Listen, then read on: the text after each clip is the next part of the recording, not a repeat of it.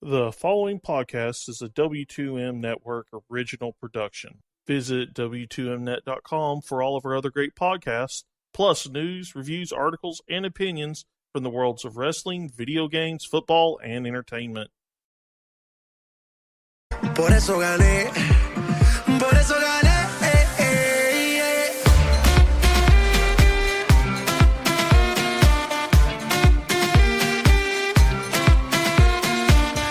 Falla, falla, vamos a ganar otra vez. Falla, falla.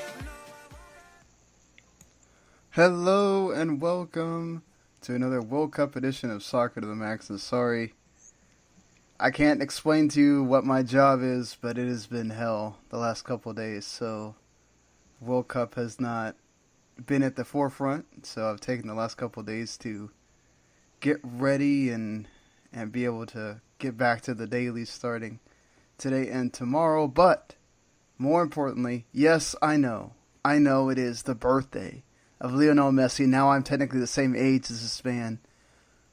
But for us here at Soccer to the Max, it is way more important to let you know that on Saturday, it was my pal, my buddy here, Erik Watkins, his birthday.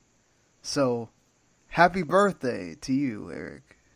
Oh, well, thank you kindly, and at least I don't feel as old, and for anyone that paid attention to my other Twitter account, yeah, there were some things planned that didn't go 100% as promised, but all in all, let's just say I'm a lot better off, and there's still video.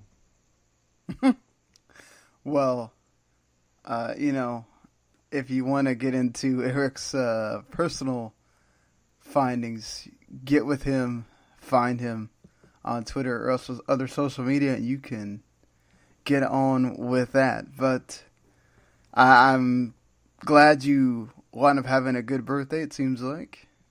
Yeah, overall, it was mostly quiet. Some good World Cup action, which was good. Popeyes, which was equally as good. So, Popeyes. yes, especially their tenders, and my God, their sauces. But anyway, Yeah. that's a story for another day. We could probably have like a 20-minute conversation about how good Popeyes is and all their wonderful food. Exactly. If they'd be willing to pay us, we'd be glad to have that conversation. Technically, we're supposed to be doing ads, but I keep forgetting. So, but not for Popeyes, for other stuff. But yeah, so there has been a total of 9 games since the last time we did one of these. We're not going to be like going over them all in detail here because I'm sure you don't want to be here that long listening. Plus, by now, we're way past day 9. We're getting into, by the time you're listening to this, we're getting into the final days of the group stage where you're playing 2 games at the same time trying to figure out who is going to be making it out, which technically in one group there's only 2 teams, in the other group there's 3 teams, but we'll get to that. So, let's go backwards in time a little bit, since it kind of makes sense to start out with the games that already happened earlier. Man, let's talk about 2 teams that had it rather similar in the 2 finalists from the last World Cup, Brazil and Germany. Brazil coming in knowing that, a draw is okay, but do you really want to be sitting there considering how the rest of this group has gone, wondering about your situation? I don't think so. It looked like it might go down that way. Another freaking draw for Brazil. All the pressure coming from the fans and everybody else in the country. And then, it wasn't for the lack of trying. There were so many chances for Brazil. They just couldn't get through the wall of Keylor Navas. And then Costa Rica also got lucky. There was plenty of times the ball could have gone and it went off a defender's foot. It got headed away. It really was Costa Rica holding on. It really was. But they just couldn't hold. They held on till the end of regular time, right? But stoppage time is a killer. At 2 goals, Coutinho once again coming in basically faster than the man in front of him, getting right to that ball, hitting it in there, and then Neymar off a sweet pass finally gets his goal. He goes in tears, crying. It wasn't because of that game. It was from all the pressure, from all the years of waiting, the injuries, everything else. I get it. I get all the people that are complaining about him crying. How do you feel about the crying and Brazil finally getting a bit of a lift with the win? I mean, for Brazil, first of all, I got to give a lot of credit to Neymar. Everything he went through in the match against Switzerland, all of those fouls. Costa Rica tried to do the same thing to him. A lot of, somewhat tough fouls, but kudos to him for standing up and kind of getting in the referee's face a little bit, because everybody talked about, this refereeing is going to be different, they're going to keep an eye out, etc., etc. That didn't happen for good portions of the match. And I think 90+7, beautiful pass, as you said, the team wanted to give Neymar a goal. He fulfilled. They all came around him, supporting him, giving him a hug. That is a man who is just awash with relief. He's like, I finally scored. We finally won. We're finally in a good position to make another run. Oh, that was just his version of a sigh. You're in that situation. You're on the pitch. The match is over. You let it out, because this isn't the kind of thing that built up over this World Cup. This isn't the kind of thing that built up in qualifying. He's been dealing with this ever since 7-1. He has been. Now, at least momentarily, it's like, I'm back, we're back, we can go do this. So, for that, I say, hey, show the world that you are a human being. I'm all for it. Yeah, I didn't necessarily have the biggest problem like other people did for him doing that. I get it. And I also definitely feel he should have got a yellow card for the ridiculous penalty that was given and then rightfully taken away by VAR. In where he basically he dove. It was an absolute dive. And I don't like that. I don't like that we're not giving yellow cards to simulation. That there's other ones that have gone down that way. And I'm just like, what's going on? I thought we were supposed to penalize these players for doing something like that so they don't do it again. Yeah, at the very least, I wouldn't mind with Alexei Lalas's take on it. It's a foul and it's simulation. That's one of those things to where, was there something there? You could have argued, but call it both ways. Neymar, I thought anybody, if you're Brazilian, you learn to take a bump a lot better than that. Yeah, you could say so, but I think just that was, to me, it was silly. It was like, I get it. He's so desperate trying to get a goal at that point that he's going to do whatever he has to, but number one, the referee forgiving it. Number two, just thankfully VAR fixed it, because there was penalties that weren't given in another game in the same group that perhaps, there's a couple. VAR's not perfect, and we've seen it, and perhaps, I get the whole they want to be clear and obvious, but there's some that just there. It's a penalty. You can call it. It's okay. At the same time, being clear and obvious, yes, but you're saying, okay, one of the main things that you would use and implement VAR for are for decisions of penalties. If you at least go and look at it, decide after taking a minute or two, after doing your check, and you think, okay, well, maybe it isn't, we can't definitively say. You at least tried. But for some obvious cases where, yes, this should have been awarded, you don't even do a check, that is one of the main flaws in the system that needs to be fixed. Yeah, you gotta just, I get it. I know you don't want to slow the game down with penalties and having everything being, but that's why you do checks. Mm-hmm. And when it's something like that, like the Serbian player that got basically wrestled down to the ground, like, and you don't call that. I mean, it's a penalty.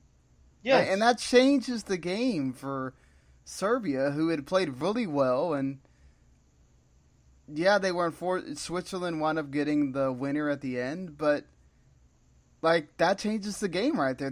If let's say that happens again when Shaqiri scores, that's a draw. That's not a win for Switzerland, and it changes the group entirely. So, exactly. I think what you're doing by not calling these fouls that are fouls is hurting these teams. And I just, at the end of the day, I hate it. Like, I get it. It's a controversial game. You're not going to be 100% foolproof.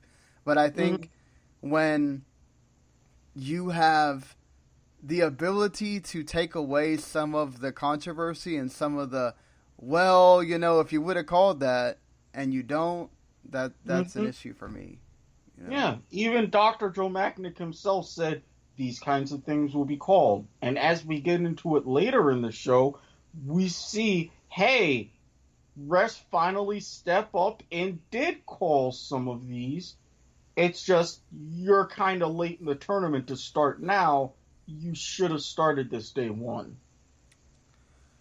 Right, and, Brazil were able to, at the death, get their victory, and Germany did the same. Now, this game was much more contested between Germany and Sweden. In fact, Sweden went ahead, and they went ahead in the 32nd minute off a wonderful chip over Neuer. Germany had chances even before then to possibly get it in, but they couldn't. Sweden's goalkeeper Olsen had a terrific game until the end. But I think you got to give Joachim Low some credit though for taking out some of the players that didn't perform well. And Mesut Ozil, Sami Khedira, you put in a Marco Reus who actually gets you a goal. Maybe it wasn't one of the prettiest goals or whatever, but hey, sometimes right place, right time. Putting in Antonio Rudiger, I think, was a great decision as well. And I didn't see too much from Rudy, but, I think still putting in some younger guys to take the place of guys that were underperforming, I think it's a good decision by Lowe. Absolutely. And on top of that, even made bolder by the fact that those last 10 minutes or so, because from the 82nd minute, Boateng's out with a red card. So now you're really up against the wall, trying to salvage a result, trying to salvage your tournament. It takes guts. He had them, and his team rewarded him for it with that stoppage time winner. Yeah, I mean, including Rudy, actually. I forgot. Rudy actually got hit in the face and had to deal with a bloody nose and everything else, and he actually went out. That's why I forgot. I was like, I don't remember Rudy doing too much, and I was like, oh, yeah, he's the one that got taken out in, like, the 30th minute or whatever because he got kicked in the face. There's been a lot of boots to the head and bloody noses these past few days. I'm like, I get that this is Russia, but I'm like, is this a thing? Just gotta be rough sometimes. And Jerome Boateng was a little too rough. In fact, there was actually quite a few times Boateng could have been sent off. In fact, one of those early chances that Sweden had, he whacked a guy in the back. They didn't call it. They didn't call a penalty there because it probably was too early for him to consider that calling a penalty, even though we've had a few really early penalty decisions in the tournament already. But eventually Boateng got sent off. It was, again, I think way later than it should have been. But I get trying to keep 11 men on the field as much as you can if you're the referee. But sometimes you just got to do it by the letter of the law, and if it gives Sweden an advantage, it is what it is. You got to make the challenges at the right time. But still, before then, Germany got that equalizer that I talked about with Royce. They had quite a few chances with Mario Gomez. He got a header where he was absolutely free, and Robin Olsen just posted over with one arm. He literally was about to go a different way, and he's able to come back and hit it with his one hand over, which was a fantastic save on his part. But again, I think it was at some points, I think Sweden had their chances too. They did. Germany was much more driven at this point because they knew Yeah. a draw, probably we're all right. Sweden's got the tougher matchup with Mexico. You've got the easier matchup with South Korea, gets your 4 points and whatever, but you don't want to have those doubts. You already had the doubt that if you knew you lost, that you were out here. So Germany played with urgency. They wanted that win. A stupid foul at the edge of the left side of the box. I mean, at that point, why are you fouling? Why are you giving them any kind of opportunity? Also, it's the end of the game, goalkeeper. Mm-hmm. I give this one on the goalkeeper a little bit. It's the end of the game. I get you're tired. I totally get you're tired. Whatever. Put 20 people on that frickin' wall. Put everybody on the wall. And you sit on the other side. It's just you why two people? Why two people? He's going to shoot at the goal. He has no chance of crossing there. He's got to freaking go for it because they're past the time. I completely agree. At that point, you've got a point sealed up. Yeah, you're tired. You just make this one last decision. Ref blows the whistle. You go home. You get to soak in the ice bath or whatever you need. But you still have to make that critical decision, and he didn't. Right. And Toni Kroos with a wonderful, wonderful free kick. Doing the same as Ronaldo did on the early days to get Germany the victory. And Germany gets 3 points. Another goal from another set piece. That makes it even more stupid. Set pieces have been burning teams all throughout the tournament. Come on. Oh, no, now. exactly. Exactly. They have been. So, here's the thing for now, considering, I guess we should talk, so we can go ahead and talk about this group. Mexico beats Korea 2-1.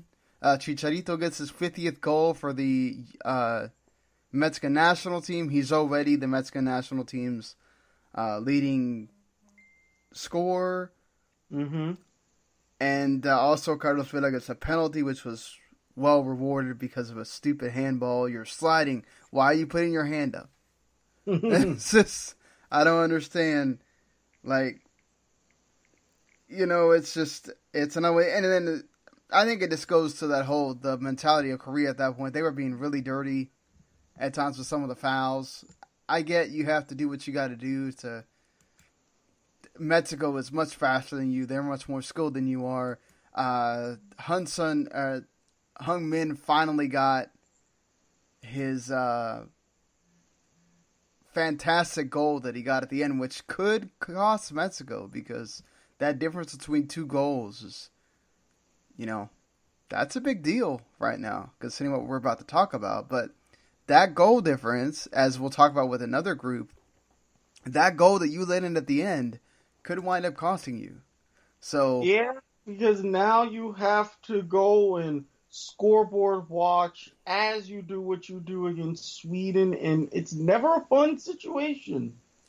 Yeah, I mean, all they have to do really is just draw, and then, just keep from being beaten 2-0 or more. Well, 3-0 would be for sure, but 2-0 or more, I think Mexico would still win on fair play. I don't know how that goes. But, yeah, I mean, the chances of Sweden beating Mexico 3-0, very slim, the way Mexico have played. So, you know, I mean, I don't know. The thing is, too, I don't know what I'm saying right here, because if Mexico... Basically, Mexico just has to... I think they just have to make sure that they score some kind of goal, because Sweden not only has to win, they have to beat Mexico with the goal difference. So, because as it is right now, yes, Germany has the temporary advantage over Sweden based on head-to-head.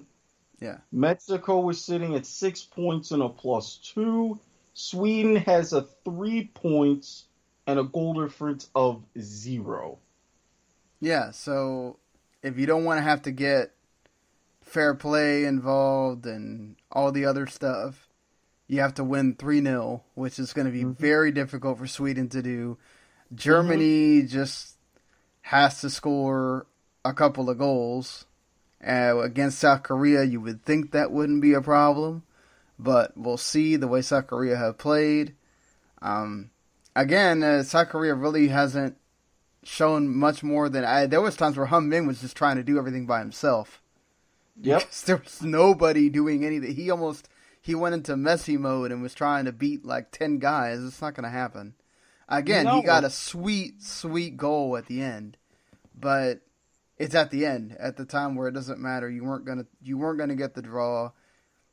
Mexico played really well again, but that's the situation that game where Germany wins causes a difference, because now, if you're Sweden, you probably know that Germany's going to win. Mm-hmm. So you have to go in with the mentality of you have to score. You can't bunker in, which plays right into Mexico's hands, and that's what makes me... If somehow Sweden get a draw, whatever... Mexico's going to wind up winning this group, because I just can't see Sweden scoring 3 goals without Mexico scoring 1. No. Mexico, yeah. too organized, too fast, and Sweden is not really that hard to break down. They're really not. They're not. And it's not even that. It's just, again, like, who's going to get you the goals? Because they've gotten goals, but it's like, okay, they score 1, then they bunker down. Now and I think Germany gave them more opportunities, but I think, again, Mexico might give you some opportunities, but you're going to get zapped on that counterattack. Yep. And that's where I think that's the difficulty for Sweden is, okay, you beat the team you needed to beat in South Korea. You couldn't get the draw that you really needed against Germany, sadly for you. It came down to the end and you just couldn't do it. And now you're in a tough position playing the group leader who has a goal difference that's really insurmountable for you. You haven't scored more than 1 goal in a game. It's too difficult for Sweden, I think. Yeah, this valiant effort, and they may keep it close. It may be one of those 2-1 matches, but no. 3-0, anything in that kind of... No. Don't count on it. Yeah, so that group, unless South Korea pulls some kind of miracle, looks like is going to go the way that you thought it would, except, Germany and Mexico switching places. But let's be honest, none of this really matters if Mexico goes out and blows it in the game against either Brazil or whoever, whether it's Serbia or Switzerland or whatever. So, and things are still shaping up to where Brazil, because I haven't talked about the other game yet, could wind up in second, and Mexico and Brazil still play each other. So, you're doing all that stuff to eliminate, to try not to have to play Brazil. You could still play them. Or you might not play Brazil at all because Brazil could get eliminated. So that's how close that group is as well. Break out your calculators. We wanted to go in to these simultaneous matches with as much dead rubber as possible. Nuh-uh. We're not getting too many breaks with this one. Yeah, no, you're not. And it's just, that's the thing. Like, I mean, it's set up to be an evil one. Brazil's winning on goal difference right now over Switzerland. Switzerland get to play Costa Rica at the end, which, you know, Costa Rica's tough to break down, but will they want to go for it, or will they just kind of play it out? And Switzerland scores a few goals, which Brazil gets the harder game against Serbia, who's played really well. They attack, they go forward, they are organized defensively. Brazil, you know, yes, I think Brazil's going to wind up winning that game and putting it out of doubt, but it's going to be a tough one. This whole group's been tough for Brazil. I don't think it ends that way. Serbia knows if they win, they're in. If they draw, they're out. So Serbia has to go all in. And you know they're not going to pull what we're going to talk about what another team did today. They're going to go all out.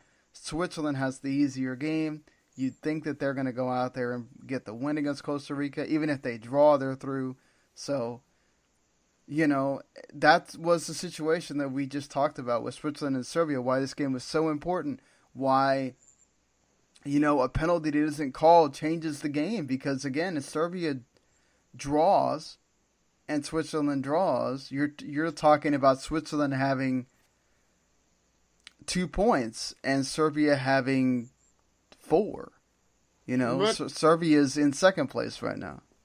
Right, but no, instead you're talking about this, and you're talking also about some political implications that I didn't even know about until it was mentioned online. So I was like, okay then, Switzerland, I can see why they did what they did. Yeah, I mean, Serbia scores early with Mitrovic again being fantastic, and he is right there on the header, and I mean, just, you know, nobody was going to stop that. Switzerland had chances, though. They had more possession in this game, and they had their chances. Zubar missed one. Then, you know, Matic almost had one, but it was taken away. And, you know, it took a fantastic shot from Granit Xhaka, who just came out of nowhere with a freaking... There was no way anybody was stopping that. That was one of the goals of the tournament. To just come running on it and absolutely zap it in the goal. That was crazy. Yeah, taking a moment to where creating space that there was none, having just that perfect point and completely exposing Serbia's defense, epic finish. What more could you possibly ask for from that goal? And then the Eagle celebration at the end, or as he the Albanian Eagle. Yeah, so I'm like, wow, he was really sticking to it, and I'm like, yeah, maybe those fans shouldn't have booed, because he was one that was going to make you pay.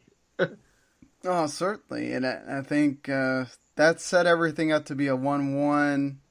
All right, it's a draw, it's happening, what you thought between these two teams, and then out of nowhere, basically almost the last play of the game, 2 passes, and Shaqiri is off, rounds the keeper, puts it through, and he takes off his shirt and everything in jubilation, and I mean, I don't blame him, but that was a bit too much. Look, Fox, I love you, but you can't do certain camera angles, A, for me, and B, while I'm at work. All right? My manager would have loved to walk by and seen that, and that's a whole separate issue. Kudos to you for helping the ladies out, but I mean, my God, no one to cut away. Yeah, they focused on that a little too much, but again, like we talked about, the bear hug that was not called made a difference here. But honestly, Switzerland played really well in that game, and That wasn't just a bear hug. That was a rugby tackle. Yeah, I it didn't totally think they was. learned how to do that in Switzerland. And it's like, really? But hey, that's the situation there for them. And then talk about getting, Costa Rica was eliminated with the win for Switzerland. So I'm sorry, Rachel, but a CONCACAF team eliminated. We talk about Mexico possibly winning their group, but then Costa Rica eliminated from the World Cup already. Sadly, it looks like they will probably finish bottom of the group, and that's unfortunate. Hey, I said look for this team to do and be closer to what they did in 06 than before.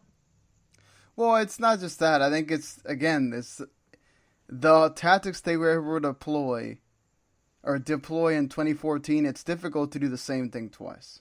And Yes. for everything, you got to give Keylor Navas credit. He tried. He gave them every opportunity. They couldn't get anything going forward. And you're also in a really tough group against Brazil, against a really tough, Serbia team. You haven't even played Switzerland yet, so. Yeah. The kind of things that you could do in South America, you can't do in Europe. Yeah, or CONCACAF, or, whatever. It's just, you don't play that kind of opposition in CONCACAF. And a lot of the CONCACAF teams will also bunker in just like them. It allows them to go on the counter. It allows them to also be on the front foot and whatever, but it's not going to happen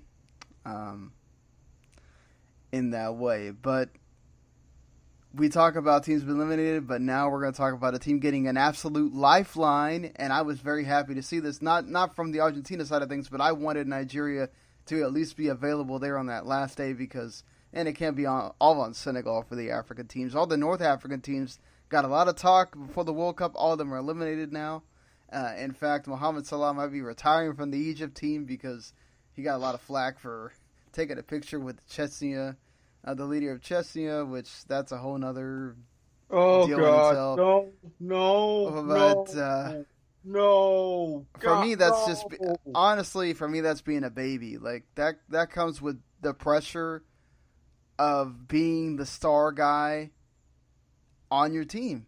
You're gonna face stupid shit, but you got to be able to handle it. And you're gonna retire for a freaking picture. I'm sorry, but honestly, Nigeria was fantastic in this game. Ahmed Musa with 2 absolute wonderful goals.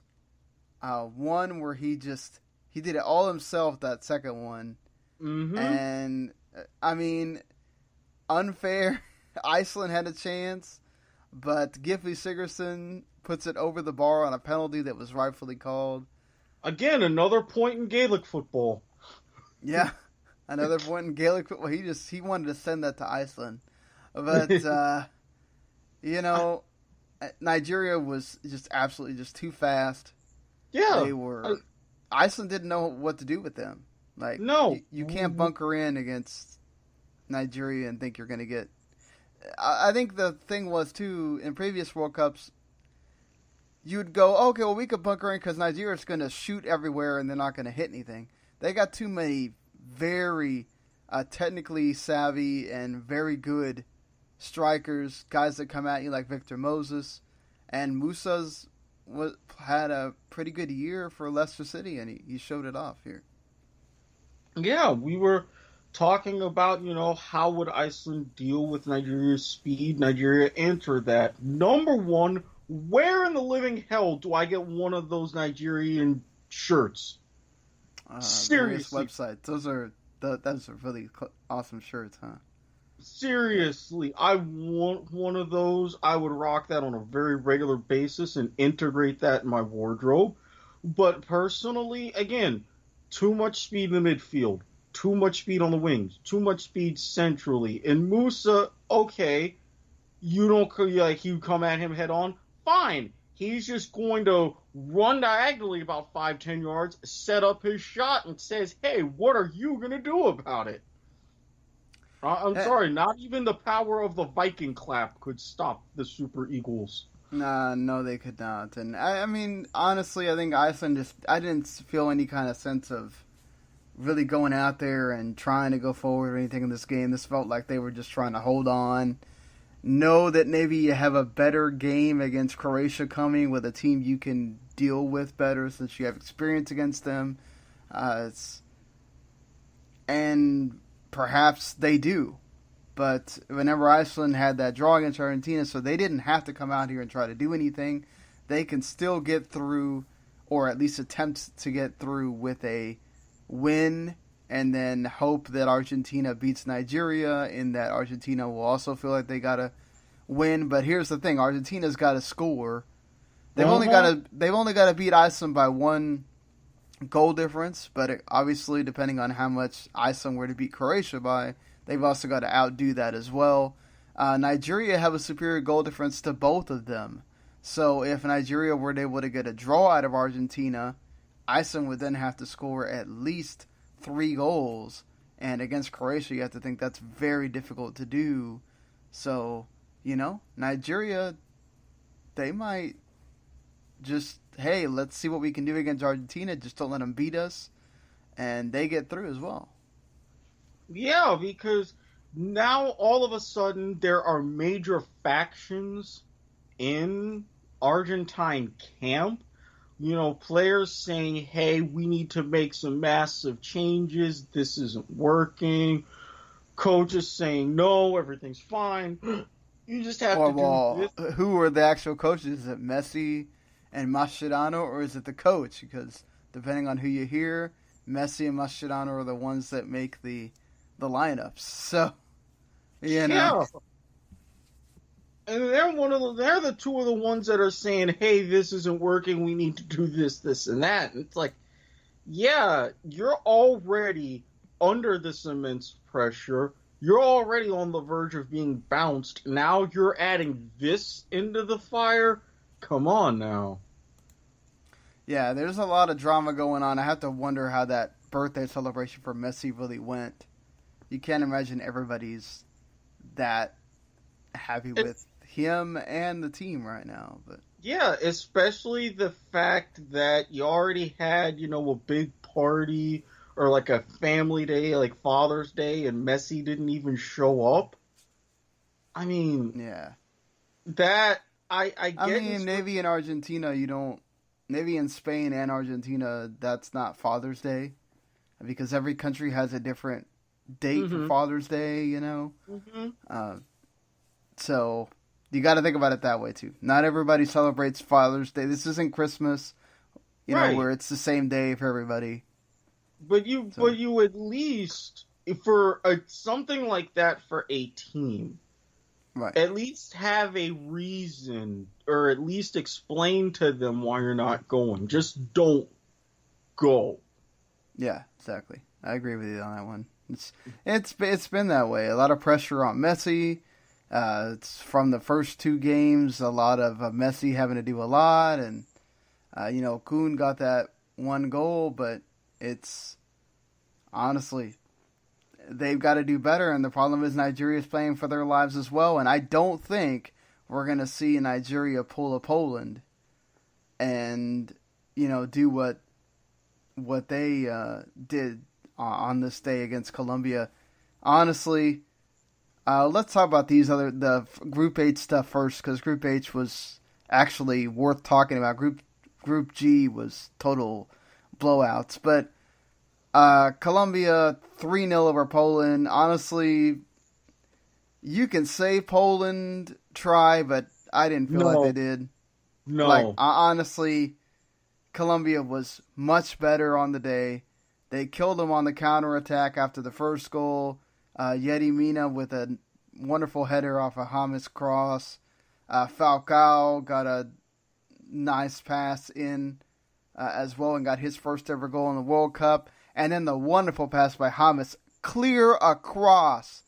Like to go from the left where James is to make that pass into the center, and it basically just curls into Cuadrado's feet, and then Cuadrado basically just goes through the keeper and gets it in. 5 minutes later, that was it. It's all she wrote. Honestly, I didn't feel like Poland had any urgency at all. Lewandowski, I know he's not a creator, but this is what we talked about with Poland. Like, they're Lewandowski and a bunch of other dudes. Yeah, And they showed did. it. He's not a creator, and because of that, they had no creators. They just could do nothing because Colombia is like, hey, that's number 9. That's our only issue. We stop him, we're good. So, boom, they did. Yeah, no, and I mean that's what it felt like. Lewandowski he couldn't get on the ball because he wasn't getting the ball. No. And Colombia they have players in every part of the pitch and they had a scare with Ospina early, but he was able to get up and other than that, I mean, it was really just Colombia knew that they had to win. They had to get goals as well because you're playing a much tougher Senegal team in your last game. Who knows what you can't really, based on what happened with Poland here, you can't rely on Poland to beat Japan. So it's going to be all on you in a do or die game at the end. And I think putting that goal difference in there for themselves really helps. So Colombia did what they needed to do. Japan and Senegal was a really fun game to watch. Mane scored off an oopsie by the goalkeeper early. And then Inui with a wonderful freaking low curling shot that went through the keeper. Or went past the keeper, sorry. Yeah, off a great pass. I have to say, Japan, very well organized in that sense. Yeah, very technical as well. Kagawa looked really good. And also, like, Senegal, again, just using that athleticism, that speed. But I think, and this is what I talked about when a lot of people said, oh, Senegal, they're not going to repeat that magic of 2002. Too much stuff with Cisse and, now... I love that apparently a lot of people talk about, like, he's apparently some sex symbol or something.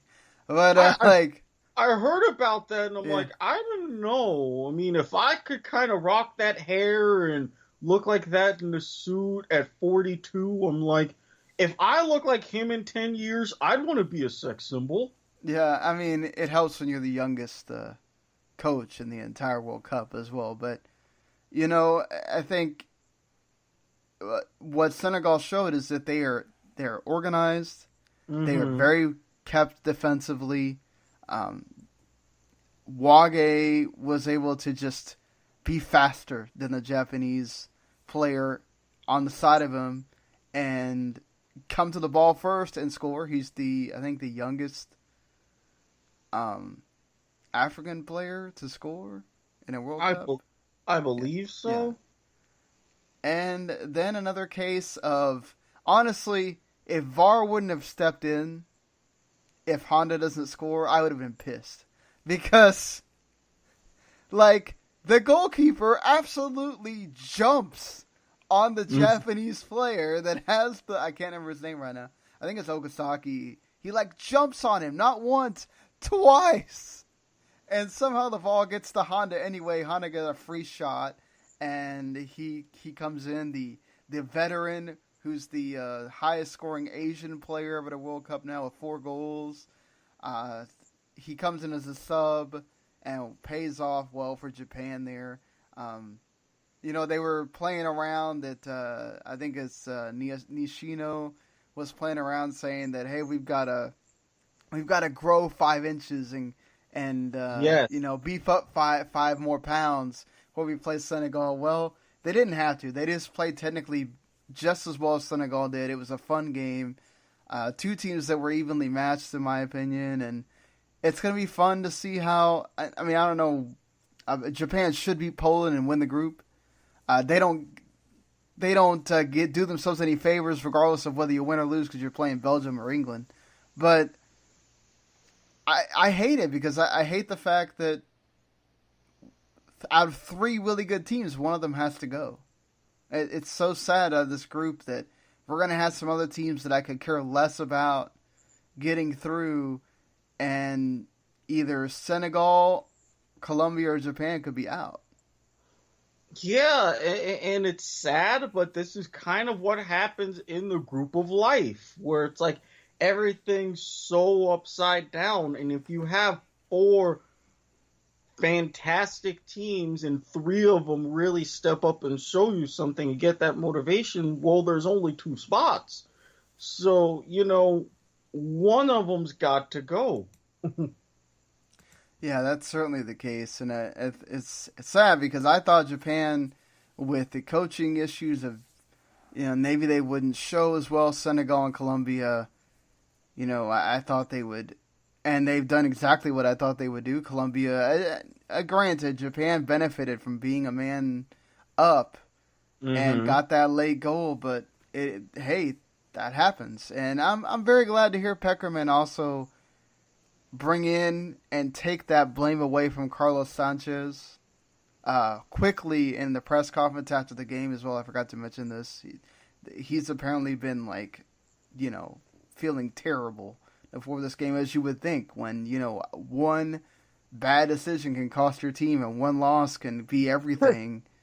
And yeah.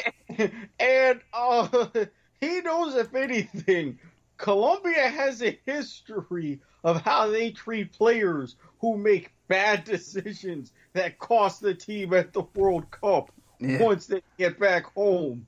So, very, very warranted, and I love the coach stepping up for him because he's practically begging and pleading at that point. Right, and I think, again, Japan set themselves up well to win the group, beat Poland or draw, and maybe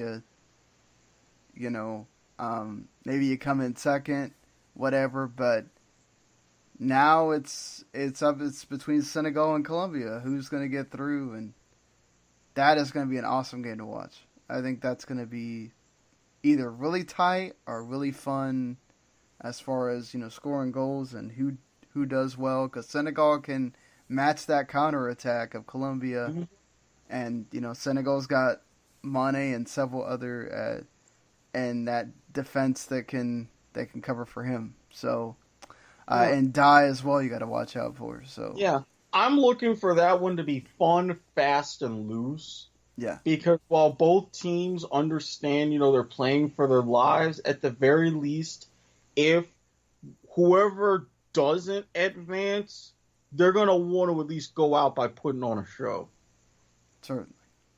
And if you want to talk about putting on shows, Group G was the group of putting on shows.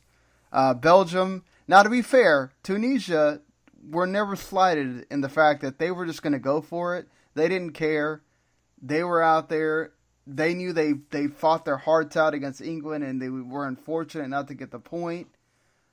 But Belgium was just too much. Eden Hazard gets a penalty early. That sets the tone. Lukaku gets a wonderful pass in and scores. Then at the end of the half, he scores again. It's 3-1 going into the half. Braun got a nice, I think it was a set piece. Mm-hmm. And, Lukaku actually goes out injured in this one. Batshuayi or Hazard gets a goal, I think, right after half, really early after the half.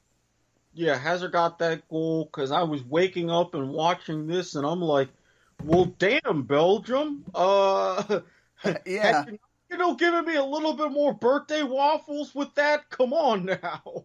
Right. Batshuayi scored at the end. It took him forever. He had a few chances, but he did score. And then Tunisia got a goal at the end. And again, another case of that goal could be costly because now you're tied on goal difference. England is beating you by fair play. England has less injured players. Yeah, and even then, fair play margin, that difference is only a point. Right. So if you're playing this, tiki-taka kind of footsie for a draw, you damn sure better not get a yellow, because then all of a sudden, even the FIFA tie-breaking criteria is going to be flipping tables. Yeah, exactly, and that's the thing, is I think I can forgive England's one because that was just a really good set piece. The Belgium one, you let 2 through, 1 right at the end, and of course you're not thinking, England's going to score 6 goals, but you never know, right? Because it was tough for Belgium to score the goals that they scored against Panama. Exactly. It's like, okay, wait a minute, they're playing Panama too? Aw, crap, we done screwed up. Yeah, and England started with a set piece early, John Stones. And then John Stones again. Harry Kane gets brought down twice. Yes. On penalties. They finally called it. Finally. Yeah, they finally called the bear hugs and the knockdowns and the... hello, he's getting hugged to the ground. Penalty. Oh, they call it, thankfully. And Jesse Lingard with a peach of a goal, too. Showing for Manchester United there. Yeah, boy. My favorite one was the going off Harry Kane's foot. Harry is just like he's there. Okay. Yeah, he's thinking, I'm running, I may be onside, I might be off. Wait, what? Wait, why the ball? Oh, okay. Wait, that's what? That's gonna be one of the weirdest hat tricks ever. 2 penalties and a ball that just goes off your foot. No, that's an English hat trick. Remember, this is a country where a dog named Pickles, walking with his owner along the side of the road, happens to stumble and find a package. What was in that package? The Jules Rimet trophy for the original World Cup winners. This is England. This is how they do things. Jubilation for Panama for them to get that set-piece goal. Felipe Baloy, of all of them, one of the oldest players in the entire Panama contingent. He was crying because he knows this is his only World Cup. And he got to score the first ever goal for Panama. I think it's such rightfully... Only thing that's left for Blas Perez to score beating the offside trap goal against Tunisia. And, but, honestly, I almost wanted to cry with him because, all these years we've watched Gold Cups and we've watched the World Cup qualifying and we've seen these Panama players grow and they've had this same kind of contingent of players. Blas Perez, Felipe Baloy, Gavi Torres, all them that have been around and... they're going to World Cups at 37, 38 years old because that's kind of all Panama has. And, Jaime Pinedo as well, he's up there. And just how nice for them to get a goal at least. Now you get you could say, quote-unquote, easier team to play, but Tunisia's not been an easy team to beat. The goal... The drubbing by Belgium aside, I think, Tunisia could wind up beating Panama and they get no points, but I think people that are making too much out of the what do you make out of the coach going to Gareth Southgate and it kind of looked like he was telling them hey, can you tell your players to calm down?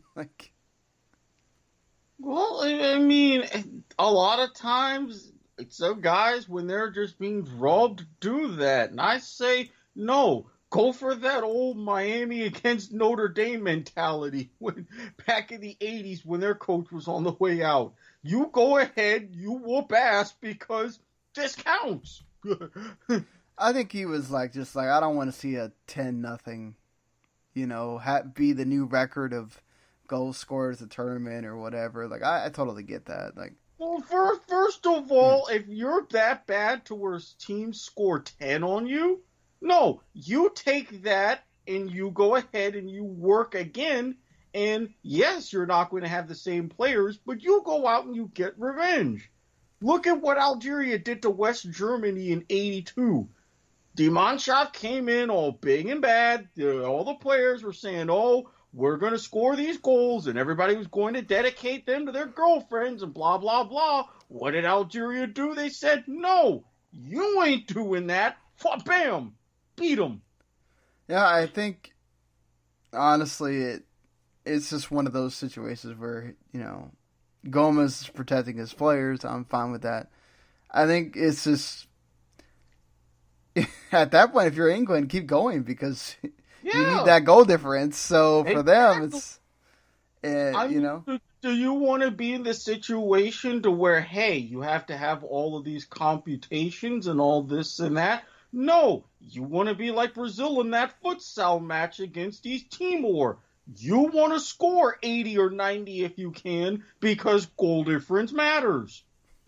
Well, they're not scoring 80 goals, but you know. Yeah, granted, yes, Brazil did score 70. They drew with Portugal on their next match 1-1, and they became champions of the tournament of Portuguese-speaking nations. But the point's still the same. Brazil knew goal difference mattered because Portugal won by about 40. England knows goal difference matters, so that way you go out and you win by 10 if you can. For Panama, well, you're Panama. Yeah, and just think about that, U.S. men's national team fans. This is the team that qualified ahead of you of the world. Yeah, you want to know the teams that are in the World Cup at your expense? Panama and Australia. Let that sink in. Oh, Australia actually has a chance right now, so we can't say anything about Australia. I can't say anything about Costa Rica.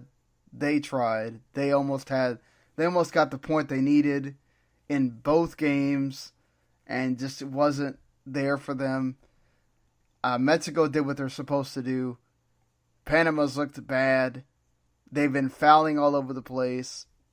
Granted, it worked to their advantage against Belgium for a while, but honestly, I think they're the only team to get some kind of fine for yellow cards so far in the tournament. So I think that tells you everything you need to know about Panama playing their games and how it doesn't work on the international level. And it's just, yes, would the U.S. have probably done better against England and Belgium? Probably. But it's one of these situations where it's like, all you had to do was get a draw against Trinidad and Tobago. You couldn't do it. And look at what's there. Look at what's there in your stead. I warned you, Bruce. But no, and now you gotta be all whingy saying, oh, there's no call those in CONCACAF. They don't call those penalties. Jesus, I've never wanted to I'm pretty sure England and Belgium would love to play in CONCACAF and beat all these sorry-ass teams. Exactly. Go up against the Three Lions and lose 20-0. Other than when they play Costa Rica, Mexico, or the U.S., they'll be happy to play all these other teams. Like, come on, stop it. It's just, again, it's sad because the level between the two nations is ridiculous. And but hey, they got their goal. Let's see if they get another one against Tunisia in a game that doesn't matter. But yeah, so it all comes down to what we expected. England against Belgium. Belgium has Lukaku injured, Hazard injured, Mertens is injured. They're not going to play, and it seems like Martinez already said he's playing some of the other guys. So let's see if Southgate responds or if he's going to put out the A lineup and try to just win the group and let's go. Look, West Germany, Austria, 82.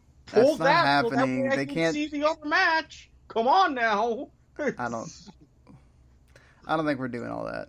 I think England has a lot of pride with a lot of Belgium players that play in England. I think Southgate wants to go out there and show that they won the group and have it look good. I think he said, it's the first time in a long, long time England's actually qualified by the time you got to the end of the second game. So that means a lot, I think, to them right now. So, yeah, I mean, there's only 6 teams qualified so far. It's Russia and Uruguay from Group A, France, and Denmark, I think. Right? France is for sure. Yes. Denmark still has to avoid somehow on, I think, goal difference with Australia. Let me see how this looks. Yeah, Denmark is at 4 points with a +1. Australia has to beat Peru by 2 goals. And hope that Denmark loses to France, which I guess is not out of the... I mean, Australia just has to win. Australia has to beat Peru, which Peru's eliminated, so we'll see. But Peru is a very prideful nation. They have one of the most the most amount of fans at the World Cup. Let's see how many of them stick around. And if Peru can, and let's be honest here, Australia's only scored goals from the penalty spot. Yes. So maybe this is the time you bring in Tim Cahill, and let's see if he can work some magic. But yeah, I mean, Australia has a chance still. It's a freaking miracle. But they do, because if France were to beat Denmark by like 2 goals or something, and Australia wins like 1-0, they're in. So, it's crazy. It's crazy to think that could still happen.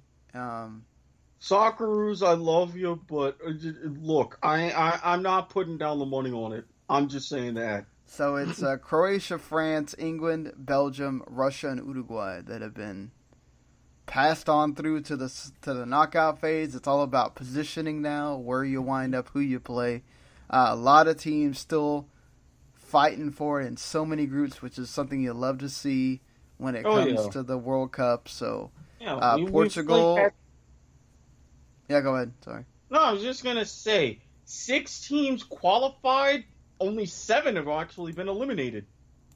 Yeah, sadly, Peru is one of them. Costa Rica, also one of them. Panama, Tunisia, Egypt, Morocco. I'm forgetting somebody right now. Oh, damn it. Forgetting someone. Saudi Arabia? Poland. Poland's the first European team to be officially eliminated from contention as well. So, I think I like the mixture of teams. I think you would have liked South America to have a better representation right now, especially what could wind up happening to Argentina, what could wind up happening to Brazil as well, depending on how things go. So, Colombia as well, totally not in it. I mean, it's crazy to think the Europeans doing well on European soil, I think, is not, that's something you would expect. But I thought South American teams would do better than they have, and I'm just glad there's 2 African teams still in it till the end. Australia's still in it for Asia. Japan's still in it as well. So Iran is still technically in it, though they have a large road to climb trying to keep Portugal from scoring the way Ronaldo has been. So, yeah, that's going to be a difficult one. But, yeah, for sure. At 10 o'clock a.m. Eastern Time in the U.S., Russia, Egypt, because Russia and Uruguay, because Egypt, Saudi Arabia doesn't matter at all. And then at 2 p.m., you got Portugal, Iran, which could be very, very interesting. That's the one where I had Iran pulling the upset at the end.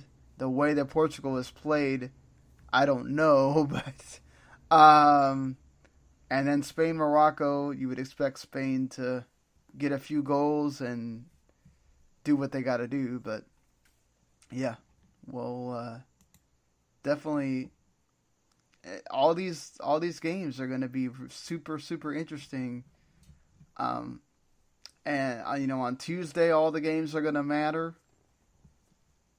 which is fun. At least on Monday, you've only got 2 that kind of don't matter. I mean, Spain, again, Morocco's not an easy side to defeat, so Spain better be on their toes there.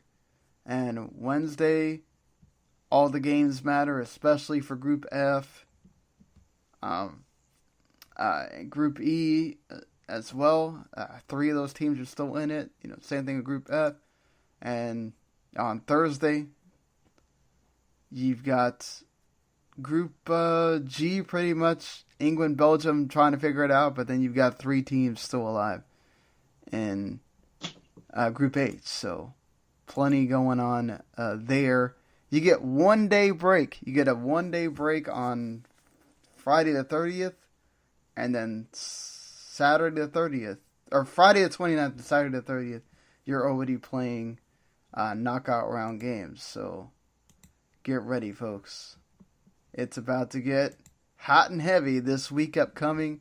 We'll try to stay daily so we can be on top of that and not have so much to talk about like we did on this show. Thank you for, unless you got anything, you want to say something about what's coming up here? Yeah. Work. Yeah, be prepared to be kind of semi-existent the next week. And I think I speak for a lot of people. Yeah, I think certainly that's going to be difficult for me. We'll see how that goes. It's sometimes at work I have a lot of time to watch games, sometimes I don't. But the way my job is too, I don't really like sitting around and like other people work while I sit there and watch a game because you're moving stuff.